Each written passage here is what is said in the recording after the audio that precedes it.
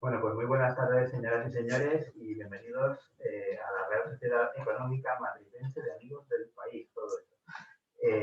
Estamos excepcionalmente en un acto en la sala, bueno, estamos a no sé si un 20% de sala o quizá menos, pero por lo menos hay una pequeña representación de personas físicas y no personas digitales, que es lo que estamos teniendo habitualmente en los actos de la Madrilense. Hoy es un día un poco especial porque presentamos un vídeo de uno de nuestros miembros, uno de nuestros socios, diría yo, más activos y más queridos de la sociedad, porque el aula que dirige Juan Ignacio pues es, yo creo, un auténtico éxito entre nuestros socios. Yo cuando tuve el placer de conocerle me encontré con una persona, aparte de educadísima e encantadora, y cuando asistí a una de sus aulas me quedé maravillado de la precisión y de la dedicación que le pone, y los socios que participan en ella están encantados porque me lo dicen constantemente. Así que a los que nos estén viendo que no conozcan el aula de lectura, les invito a que se unan. Y bueno, pues Juan Ignacio va a presentar su libro, que ya presenta su libro, La luz de verdad, del cual nos van a hablar ahora. Y bueno, pues yo cuando me dijo que si lo podía presentar a través de los fans, yo le digo, vamos, haya COVID, no haya COVID, lo que sea, hacemos lo que sea para presentarlo aquí. Y es el primer acto con un porcentaje del público mínimamente respetable que tenemos aquí desde hace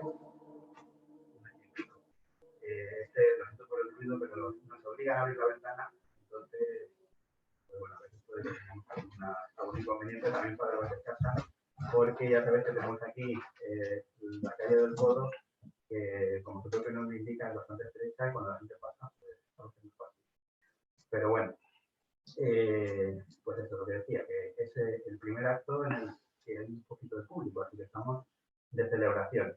Después del verano ya vamos a ver si podemos reiniciar los actos culturales en esta sala, que siempre es mucho mejor que a través del vídeo, pero además decir que el tema de la cámara y del vídeo, del Zoom con el que estamos retransmitiendo los actos, pues va a continuar porque esta cosa del internet con el COVID ha llegado para quedarse.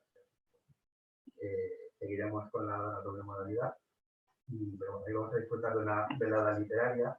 Y yo no quiero ya hacerles perder más tiempo y voy a dar la palabra a mi Margarita García, que va a presentar el acto y va a presentarnos al autor y a su libro. Adelante. Hola, buenas tardes. Mi nombre es Ana García, soy de la editorial Maluma, mi socia Guadalupe Real está en el otro extremo. Y lo primero de todo es agradecer a Manuel Rodríguez Alcalaína el que nos haya pedido este espacio tan maravilloso. Yo no lo conocía, no sé si ustedes lo conocían, pero vamos, no puede presentarse en un sitio mejor. Es una verdadera obra de arte. Quiero darle las gracias a él, a la institución como tal.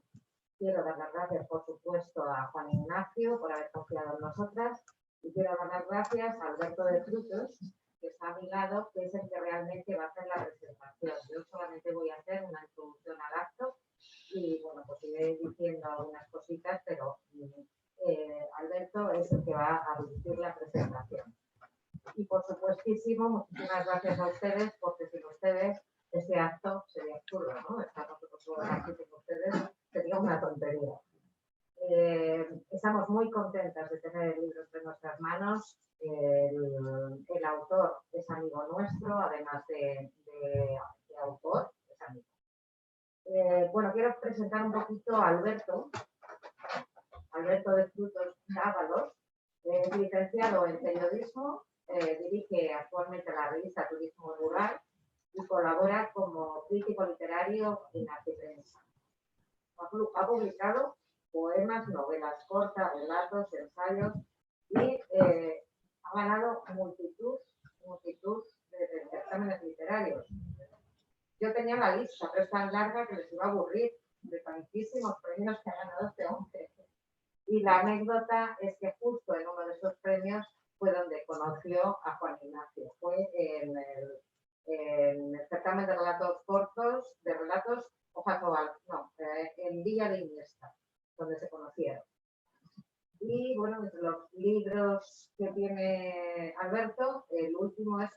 hablarás, es el último que ha presentado.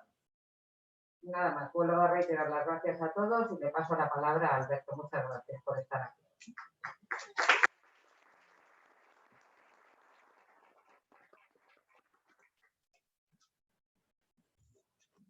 Muchas gracias por esta introducción y buenas tardes a todos. Había preparado unas líneas para hacer este premio, esta grandísima obra de la que vamos a hablar esta tarde. Es un placer estar hoy aquí en la Plaza de la Villa, en la Real Sociedad Económica Madribense de Amigos del País, para reivindicar en el fondo el espíritu ilustrado, que esta tarde se materializa en la forma de un libro, igual que los proyectos del mejor alcalde de Madrid, pretende y consigue hacerlos mejores. Lo primero que tengo que decir es que esta es una obra que abre con una cita del poeta Eugenio González, Premio Nobel de Literatura de 1975. Esto ya apunta maneras para mí. No se lo mucho en este tipo de introducciones, de citas seminarios, ¿no? Porque si no siempre hablan del libro, al menos sí que representan o caracterizan al autor. Juan Ignacio Fernández es un hombre que es un grandísimo lector, no solo de prosa, sino también de poesía, literario. Pero mi amigo además es un enorme escritor, mucho más que un lector. Es un gran narrador. Para mí armar una novela se parece mucho al arte de construir un edificio, una casa. Y yo creo que Juan Ignacio es un gran albañil de situaciones y de personajes, y lo vamos a ver en esta novela, pero sobre todo también es un solvente arquitecto. Hay una estructura maravillosa detrás de este libro. Yo ya había leído varios relatos de Juan Ignacio y confieso que cuando me habló de esta novela, en la que estaba trabajando hace unos meses, sentí una tremenda curiosidad por ver el resultado, porque no siempre es fácil para un corredor de 100 metros lisos adaptarse a las dimensiones de una maratón. Y el resultado, ya se lo adelanto, les va a encantar. Era con una marca de premio. La luna es verdad, para mí, como lector, es una declaración de amor a la literatura y a la vida. Más quizá a la vida que a la literatura. Es una novela muy apasionada, es una novela carnal incluso. Pero en este libro quizá ambos conceptos, tanto literatura como vida, van de la mano. Su primer capítulo es un relato que de hecho da título al libro, La luna es verdad, y está firmado por un enigmático escritor, Francisco Liaño, que aporta numerosas pistas y contiene muchas claves para quien sepa interpretarlas. Nosotros lo vamos a ir viendo a lo largo de la narración sobre la historia que vamos a ver. No voy a destripar aquí la trama de La luna es verdad, no tendría ningún sentido. Yo creo que los libros que todos se hacen para leerlos, de la primera a la última página, aquí son 200 páginas, salvo que se caigan de las manos, ¿no? Y desde luego este no es el caso de la novela que estamos comentando. Si lo que buscan es una novela de misterio, lo que podríamos llamar un clásico thriller, La luna es verdad lo es. Y estoy seguro de que Hitchcock la adaptaría con muchísimo gusto, no le quitaría ni le pondría nada. Si lo que quieren es una novela de sentimientos, hay aquí más ciencia y más pedagogía que en el mejor tratado de Stendhal sobre el amor. Y si me permiten también, me atrevo a decir, si lo que quieren meterse es una buena novela de fantasmas, entre pecho y espalda, esta no es una novela de fantasmas, pero sí es una novela, digamos, espectral, ¿no? Y en ese sentido también cumple con las expectativas. Voy a lanzar unas cuantas ideas sobre lo que este texto, en el juicio, puede aportarnos, ¿no? Técnicamente, La luna es verdad que está escrita en tercera persona, en una tercera persona objetiva, neutra. Es un narrador que mira la escena desde fuera, salvo dos capítulos, ¿no? El primero y el último. El primero ya lo hemos comentado, que es el relato que da título al libro, y el último, que es un testimonio, y ya llegaremos a... No llegaremos porque no lo voy a comentar, pero no voy a hacer spoilers. Dando algunos flashbacks que se refieren a la relación de Francisco Liaño con su pareja, es una novela esencialmente lineal. Pero el protagonista, a pesar de lo que he venido mencionando, no es ese escritor secreto y maldito, no es Francisco Liaño, sino un profesor de literatura llamado Luis Henares, que se interesa por su figura y que resuelve preparar su doctorado sobre la obra de este escritor. La búsqueda que emprende Luis es, ante todo, una búsqueda de sí mismo, de unas coordenadas que él ha perdido tras su divorcio. Porque en realidad, ¿qué es la literatura? Sino un ejercicio de búsqueda, de exploración y de conocimiento de nosotros mismos. Y en ocasiones también, y en este libro creo que queda claro, también es un arma con la que hacemos daño a los demás o con la que nos podemos herir a nosotros mismos. En un momento dado, el narrador de la novela dice: desvelar los misterios de Liaño parecía señalarle a él mismo el camino revelador de su propia vida. Así, al principio de sus pesquisas, Henares, este profesor de literatura, conoce en Madrid a una joven, se llama Rebeca, que de algún modo parece vinculada a la figura de Francisco Liaño, o al menos a la figura de su némesis, un personaje que aparece en el cuento que da título al libro. La construcción, y creo que esto se presiente o se adivina por lo que voy diciendo, es un conjunto de matrioshkas perfectamente ensambladas que nos van dando un poco las claves, nos van atando los cabos con total verosimilitud, sin giros raros, hasta un final que para mí resultó conmovedor. Hay un momento también, y cito otro fragmento del libro, en el que Rebeca, la chica, dice a propósito de la fotografía: vivimos sin ver, no sabemos ver. La fotografía nos muestra el alma de la gente. Pues bien, yo creo que La luna es verdad también nos enseña a ver, a mirar el mundo y sus conexiones de una manera diferente, a entender a nuestros semejantes, sus grandezas y sus miserias, lo que les mueve y lo que les paraliza. Y en este viaje por el alma humana, que también es un viaje geográfico, Juan Ignacio nos lleva de la mano por Madrid, por su querida Santander, por el País Vasco francés, por Latinoamérica.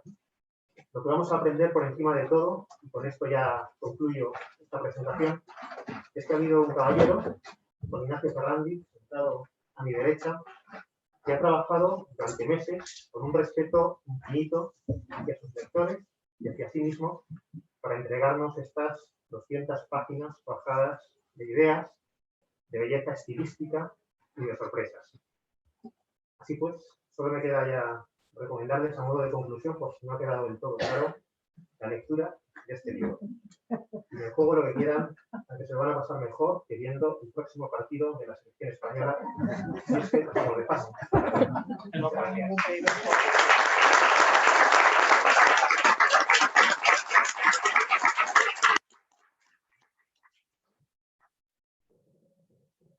Muchísimas gracias. Juan Ignacio, ¿tú quisieras añadir algo? Bueno, buenas tardes a todos. Antes de añadir algo, quisiera dar las gracias a Manuel y a esta institución de casi 250 años que nos ha abierto las puertas, y ya eso para mí es un auténtico lujo estar aquí y me parece maravilloso. Ya es un premio a mi trabajo. También quiero dar las gracias, por supuesto, a todos los que están aquí, que en fin, han sacrificado el calor, el partido de España y tantas cosas, y bueno, pues están dispuestos a escuchar estas palabras, hasta ahora bastante exageradas. Y gracias a Maluma también por creer en este libro. Tengo que reconocer que yo no soy un escritor que arrastre muchedumbres, que asegure cuentas de resultados lustrosas, y entonces tiendo a pensar ensoñadamente que han visto algo en este libro para querer publicarlo, ¿no? Y muchas gracias por eso. Y ahora, bueno, y también gracias a Alberto de Frutos por estar aquí, por acompañarme, por mezclar talento y amistad, y en esa coctelera sacar esta presentación que me parece maravillosa y que desde luego seguramente mejorará a mi propia obra, pero que en fin, me parece un prólogo a la misma inmejorable, ¿no? En cuanto a lo que yo tengo que decir de este libro, es que yo, cuando he escrito este libro, he querido que el resultado final sea la emoción y la reflexión del lector. No sé si lo habré conseguido, pero si lo he conseguido, cuando uno cierre la última página, el lector deberá decir: Juan Ignacio ha acertado conmigo. Creo que en este libro he dejado lo mejor que tengo, y evidentemente si alguien lee La luna es verdad y no le gusta, tendrá que deducir por regla de tres simple que no le gusta a Juan Ignacio Fernández como escribe, porque aquí he intentado combinar todos los conocimientos que pueda tener yo de literatura por la admiración a tantos grandes escritores con mi propio talento, ¿no? Y bueno, pues poco más que añadir. Yo creo que las palabras de Alberto, creo que los libros son distintos a los escritores. Los escritores no deben de hablar demasiado de su libro, porque si tienen algo que decir, lo que tienen que hacer es escribirlo y convencer al lector de alguna forma. Y en ese sentido, los libros ya no, una vez que uno lo presenta, ya no son del que lo ha escrito, sino del que lo lee. En este caso, ojalá, de todos ustedes. Ignacio, tú has participado en muchísimos certámenes de relatos. Has ganado, si has participado en 100, has ganado 1000, o sea, porque has ganado muchísimos. ¿Qué diferencia encuentras, porque esta es su primera novela, entre publicar un relato, porque se te han publicado, y publicar una novela? ¿Qué diferencia encuentras? Las técnicas son distintas. Es como decir que un lanzador de peso y un corredor de 10.000 metros practican el mismo deporte. Sí, son atletas, pero practican distinto deporte. Los relatos exigen una concentración, una economía en toda su expresión, una utilidad en cada una de las variables que son un poco estresantes, ¿no? Y donde uno puede perder el ripio o puede convertir un buen argumento en un mal relato por una frase mal puesta. Y sin embargo la novela en ese sentido te da más oportunidades, pero tampoco muchas más. Uno tiene que meditar bien la estructura de la novela y el mito ese del escritor que se enfrenta a la hoja en blanco y empieza a escribir y termina la primera página y sigue con la segunda y la tercera y así hasta el final, pues yo no me lo creo. Yo creo que primero hay que planificar la novela, hay que tener la novela en la cabeza mucho tiempo, hay que diseñar cómo queremos que sean los personajes, qué escenas claves tienen que haber, hacer un cronograma con todos los hitos de las cosas que tienen que pasar en la novela, estructurarla por capítulos o por partes, y ya cuando uno tiene todo eso más o menos claro y bastante definido, ya empieza a escribir la novela, ¿no? Así es como trabajo yo, por lo menos, y así es como lo he hecho. Y en ese sentido, si un relato responde a un impulso, una novela responde a un trabajo meditado, ¿no? Mucho más largo y donde es fácil desanimarse por el camino también. Y bueno, pues yo, en fin, en mi caso, no sé si será el de los demás, pues creo que la mitad del tiempo está escribiendo y la otra mitad corrigiendo y arrepintiéndome y cambiando cosas. ¿Cuánto tiempo ha durado el proceso desde el nacimiento de la novela o desde que te pusiste a hacer los esquemas que nos has contado hasta que al final la metiste a la nevera, la volviste a sacar, volviste a corregir y dijiste hasta aquí, ya no sigo corrigiendo porque si sigo corrigiendo no paro nunca, porque eso no, les pasa a todos los autores? ¿Cuánto tiempo te ha durado el proceso? Bueno, yo diría que antes de empezar la novela habré estado unos 2 meses pensando en ella. La novela esta nace de un relato que encabeza, como ha dicho Alberto, el propio texto, y ese relato pues lo hice en 2 semanas, ¿no? Pero a partir de ahí empieza un proceso de maduración de si esa historia no podía sugerir otra un poco más larga. Y pasados esos 2 primeros meses, pues ya empecé a programar la novela, a dedicarle un mes a organizar un poco las tareas, otros 3 meses a escribirla, 3 o 4 meses, y a corregirla otros 2 o 3 meses. Y como tú bien dices, Marga, uno no acabaría nunca, porque seguramente la persona que acaba la novela no es la misma que el que la empieza. Y eso te hace arrepentirte de muchas cosas. Cuando ves el libro impreso, todavía dices, es que tenía que haber hecho tal cosa o tenía que haber añadido tal otra, ¿no?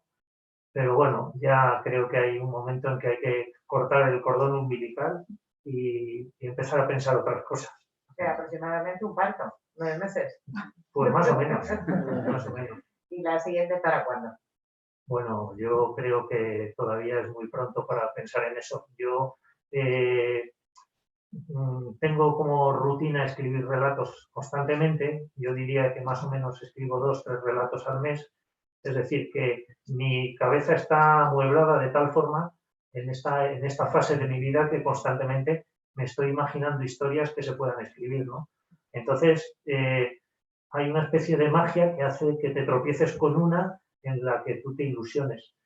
Yo tengo ahora mismo alguna idea sobre una siguiente novela, pero me parece que primero tengo que darle la oportunidad a La luna es verdad, a que guste, a que cuaje y a que de alguna forma pues haga una base de lectores para el futuro. ¿Te ha ocurrido alguna vez, ya que escribes tantísimos relatos, de escribir un relato y decir, esto lo podría pasar a novela, hacer una bola de nieve? Bueno, sí me ha pasado, pero escribir una novela no es una cosa cualquiera.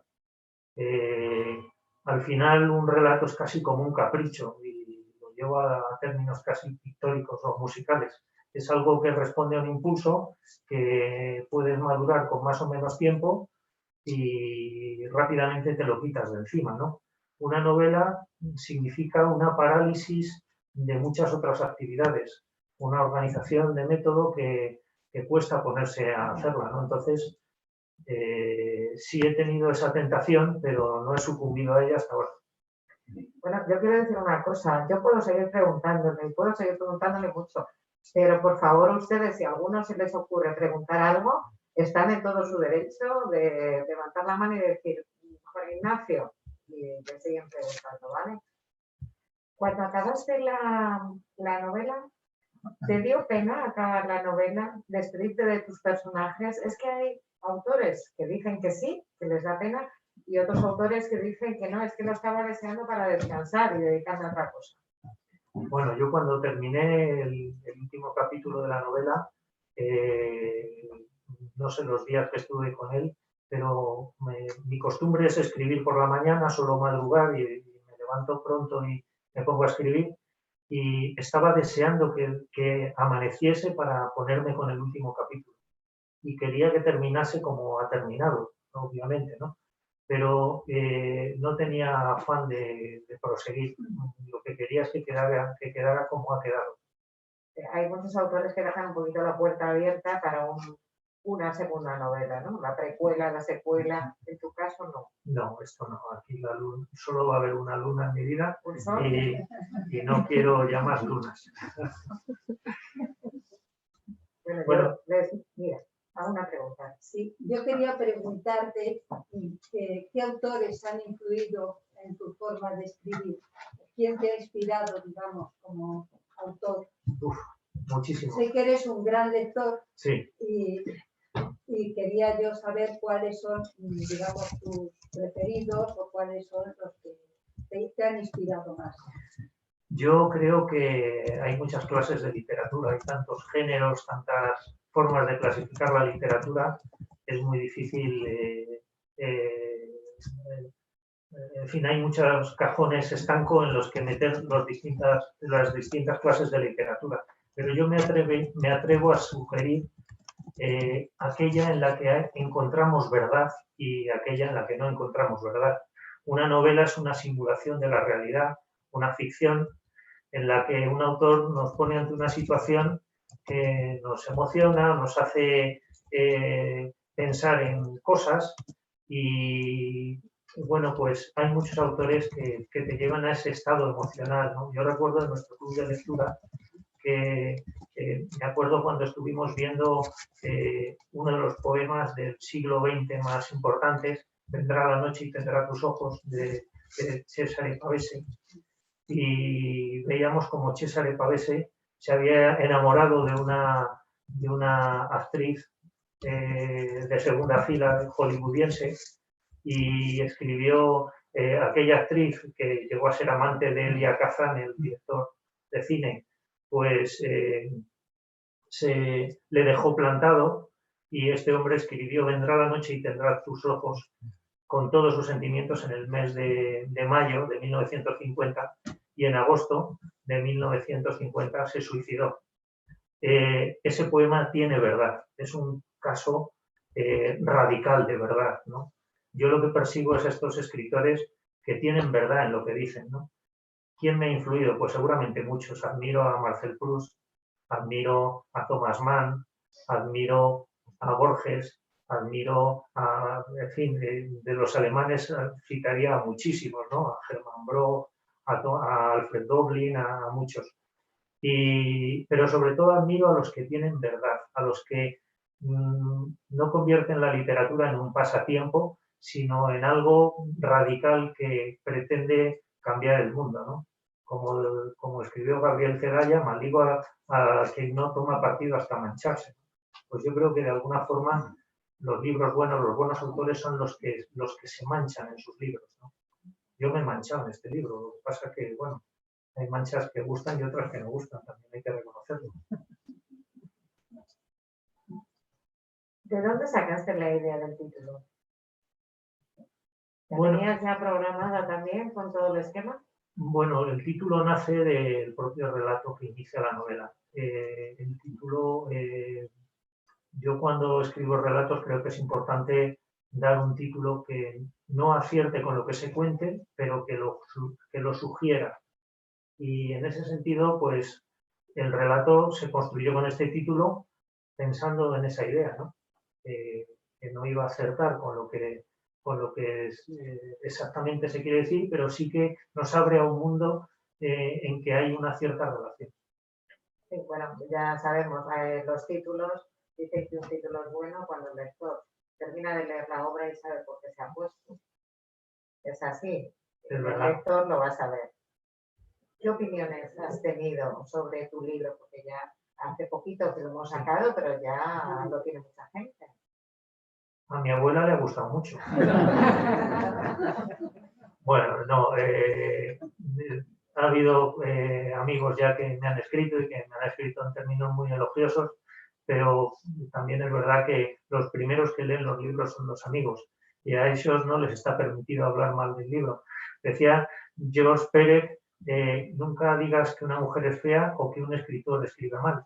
Entonces, bueno, pues hasta ahora la crítica ha sido buena, ¿no? Yo, la verdad que estoy muy ilusionado. Creo que es un libro que debiera de leerse rápidamente y al mismo tiempo pues debiera de dar lugar a un estado emocional, a una reflexión.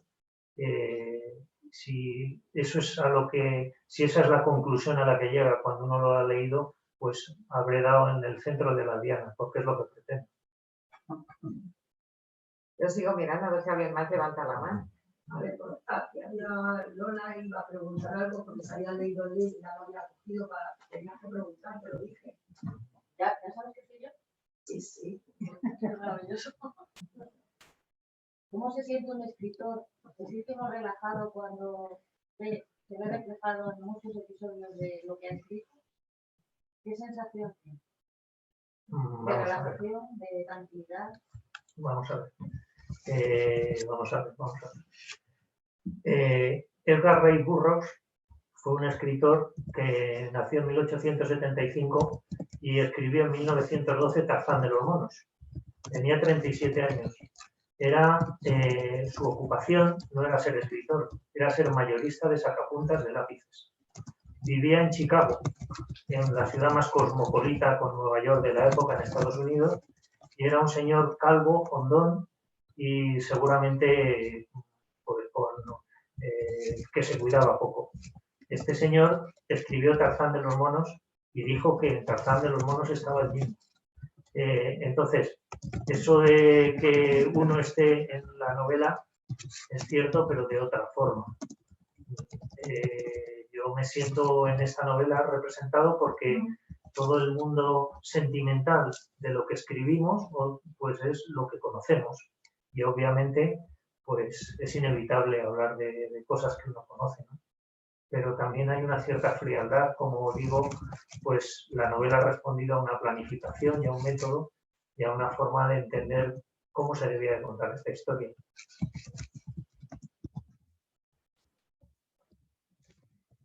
Los nombres de los personajes, ¿te ha sido complicado elegir los nombres para decir, a ver, si esta persona es muy buena, pues pongo el nombre de un amigo muy amigo, o si esta persona, bueno, pues no me gusta tanto, le pongo un enemigo? Lo de los nombres tiene su vidilla, pero tampoco, no tiene un pan candeal, solo un poco de miga. Y en mi caso, pues creo que los nombres, digamos que hay el origen de dónde son, determina sus nombres y sus apellidos, por buscar la afinidad de la tierra donde nacen. Uno de los protagonistas, Francisco Liaño, pues tiene el nombre de un apellido cántabro, como es Liaño. Henares de un apellido pues castellano, ¿no? Y sobre todo pues se busca un poco la singularidad de cada uno de ellos para que se les reconozca rápidamente, ¿no? Para que no tenga una identificación propia, pero más allá de eso tampoco ha sido muy complicado. ¿Cuándo te sentías más cómodo? ¿Cuando describías Cantabria o cuando describías Madrid? Hombre, como todo el mundo sabe, Cantabria es el sitio más bonito del mundo.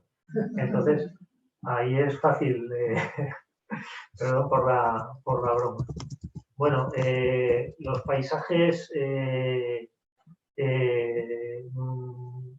no han tenido mucha importancia en la descripción, más allá quizás del principio, donde está Santander desde Puerto Chico, con Pedreña al fondo, y que es un evocador y de alguna forma se reproduce en la portada de la novela, pero yo creo que esta es una novela más de personajes que de sitios. Y los sitios están al servicio de los personajes. Hay muchas novelas donde uno habla de ciudades o lee ciudades o lugares que le parecen que cobran tanto protagonismo como los propios personajes, ¿no? En esta no, en esta, bueno, pues yo creo que lo que se cuenta de las circunstancias que rodean al personaje está solo al servicio de la trama y de ellos, ¿no? Sin embargo, a ver, yo lo he leído y aunque las descripciones no aburren porque son cortitas, como dices tú, sin embargo lo sabes hacer con una maestría que resulta cinematográfico. O sea, yo cuando están en el mar, veo el mar, cuando están por aquí por Lavapiés, veo Lavapiés, veo las calles, a lo mejor es porque también lo conozco. ¿Te ha costado mucho trabajo el hacer eso, hacerlo con tanta maestría? Bueno, gracias por lo de la maestría, Marga. Yo creo que no me suele gustar cuando encuentro en una novela una descripción del personaje que empieza por el tupé y termina en los tobillos. Y tampoco me suele gustar una descripción física absoluta de un lugar donde luego ponemos un pigmeo de personaje, ¿no? Yo creo que hay que tener una cierta economía y quizás eso también me venga un poco de la técnica del relato. El relato no te permite grandes descripciones, te permite decir de un personaje algo que le caracterice rápidamente, ¿no?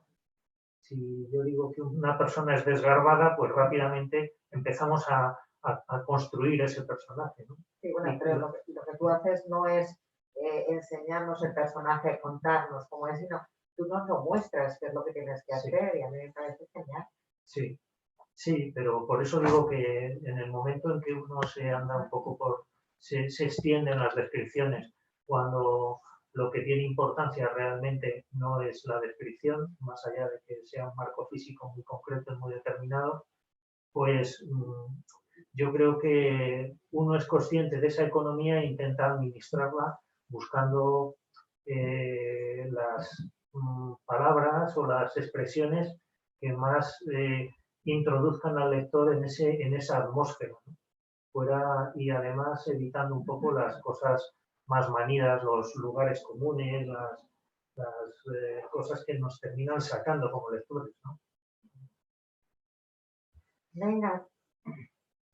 Un comentario para Juan Ignacio de parte de Silvia Bosch.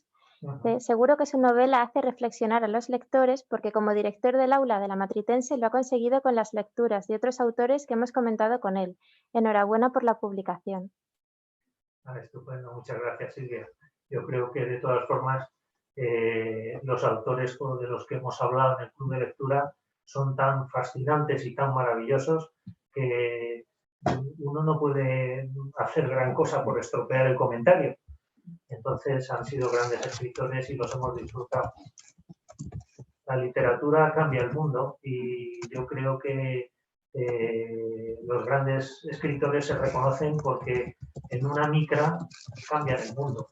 Tiene pinta que yo no voy a ser capaz de cambiar el mundo, porque tampoco soy un sub-21, pero lo que sí es cierto es que esa ambición, esa pretensión debiera de estar siempre presente.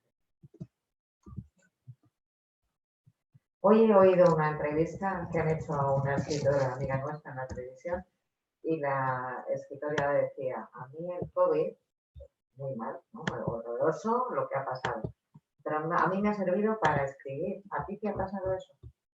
Sí, sí, la verdad es que he estado escribiendo con mucho más método y más, en fin, se ha convertido en una rutina ya necesaria.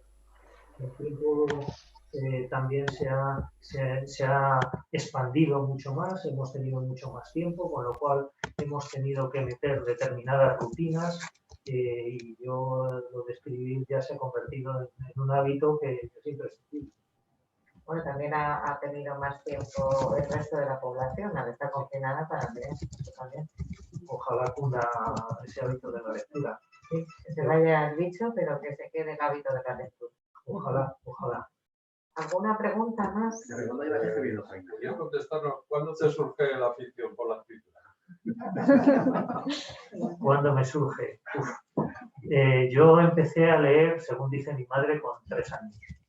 Entonces, yo ahora cuando desayuno, cojo el bote de Nescafé, porque tengo la tensión alta y ya no puedo tomar café como quisiera, y estoy desayunando y estoy leyendo la composición del Nescafé. Es decir, es ya es una manía, ¿no? Entonces, yo empecé a escribir cuando estudiaba el bachillerato, había una revista en el instituto y entonces pues yo llevaba la crítica literaria, era muy ambicioso entonces. Y me acuerdo que fue cuando salió Crónica de una muerte anunciada y yo hice justo la primera reseña de ese libro y entonces empecé a escribir algún relato. Después escribí poemas que si veo, los escribí en un cuaderno que no sé dónde estará, pero si lo encuentro lo quemaré y negaré haber dicho que eso es mío, porque siempre nos arrepentimos de lo que hemos hecho antes en estas cosas de escribir. Y luego pues he tenido un paréntesis de muchas décadas dedicado al trabajo, de dificultad para hacer otras cosas, porque mi trabajo además era bastante extenso en el tiempo y en cierto modo extenuante también. Y bueno, pues hará unos 10 años, una cosa así, volví a empezar a escribir y ya en fin, en esta segunda oportunidad que me da la vida, pues estoy. Creo que había otra pregunta por ahí. Era la misma.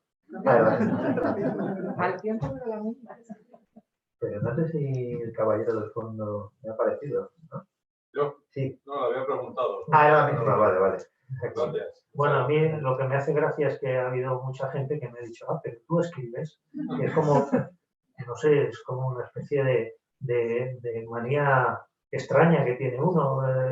Pues suena, pero tú escondes cadáveres en el sótano de tu casa. En fin, son cosas que... Y bueno, pues la vida te conduce por determinados caminos que tú vas siguiendo, a veces por necesidad, por conveniencia, por muchas razones, pero yo creo que no hay que dejar de hacer cosas en la vida que a uno le han apetecido y que considera que forma parte de su forma de ser y de su talento. Bueno, Ignacio, yo tenía una pregunta. Estaba así pensando aquí. ¿Llevarías la luna es verdad al aula de lectura de la Matritense? ¿Crees que sería una experiencia interesante que tú como autor presentarla y destriparla entre los... Concha, ¿tú qué opinas? Pues yo creo que sí, que estaría bien.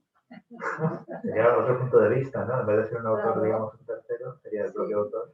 Hombre, Sí, sí. este año hemos leído libros de Thomas Mann, de Kawabata, de Ángel Bernstein, de Amin Malouf, no sé, John Williams. de John Williams, no sé, con todos estos grandísimos escritores. Meter a Juan Ignacio Ferrandi, pues, en fin, es como, pero bueno, pues se puede plantear. Pues tiene su mérito y su valía, ya sabes. Es que alguna vez hay que empezar, pues creo que es un buen momento. Sí, bueno, pues yo Porque creo las que novelas siempre puede progresar. para mí el primer momento es este, que sacó la novela a la luz, y el segundo es en que la novela se lee y gusta o no gusta, y a partir de ahí pues uno pues ya tiene un poco un certificado de calidad para animarse.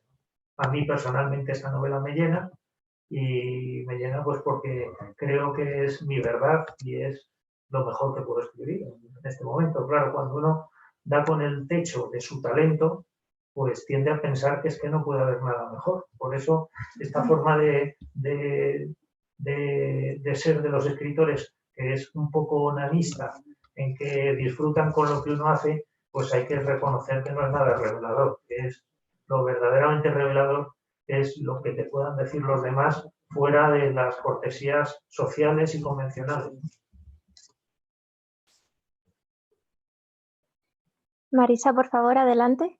Creo que Hola, hola, estoy aquí en Guadalajara viéndoos por Zoom y bueno, yo quería felicitar a Juan Ignacio y no he podido leer el libro porque estoy liada con una cosa que nos ha mandado en el club de lectura sobre el maniqueísmo y cosas así, y entonces no me ha dado tiempo. Entonces yo quería hacerle una propuesta a raíz también de lo que también está diciendo Concha, y es que podemos empezar, ya que tenemos todo el verano para leer, podemos empezar el primer aula de lectura con tu libro y te hacemos nosotros a ti la crítica cuando nos reunamos. Y entonces, bueno, tú también nos dirás si estas clases de lectura que hemos tenido contigo han servido para hacer una buena o una mala crítica. Ya que conoces al autor en profundidad y conoces también a los alumnos, pues bueno, yo creo que sería una buena cosa. Yo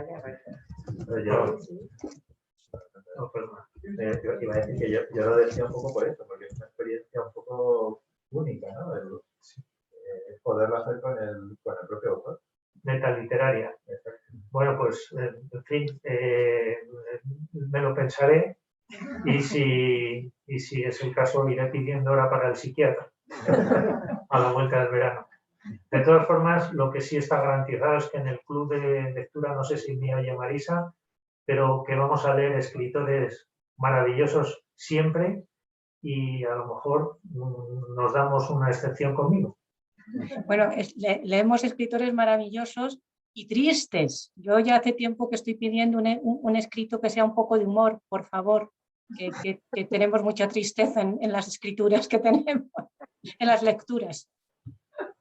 Como vemos, Bueno. Marisa nos oye y además están como desde casa, podemos verles la cara, están todos sonrientes y encantados y hay mucho movimiento en el chat. Muy bien, qué bien, me alegro mucho. Pues, de todas formas, si hay lecturas tristes en el club de lectura es porque hay participantes alegres. Ah, bueno. Gracias. Alberto, Manuel, Lupe, ¿tenéis algo más que preguntar? No, yo no. Aparte de darle la enhorabuena, porque para mí el libro es redondo.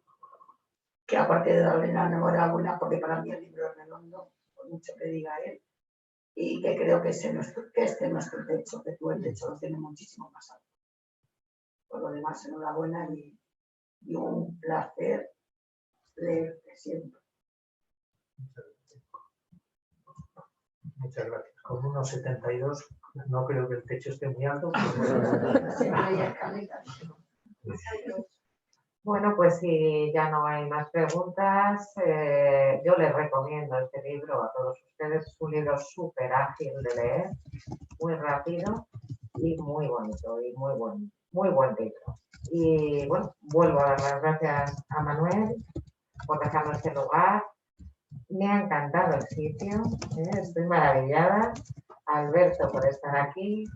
y a José Ignacio, a Juan Ignacio, vamos, sabes que te queremos, y a todos ustedes por estar aquí también. Si alguien quiere el libro, lo tenemos a la venta y Juan Ignacio se va a ir fuera para que haya distancia de seguridad. Yo les pido a todos ustedes que guarden distancias, tanto si van a adquirirlo como si van a firmarlo, y que lo disfruten muchísimo. Muchísimas gracias a todos.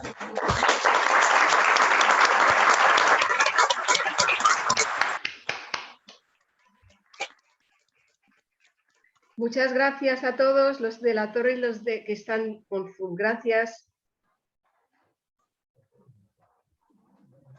No sé si lo hemos oído. Silvia nos da las gracias a todos.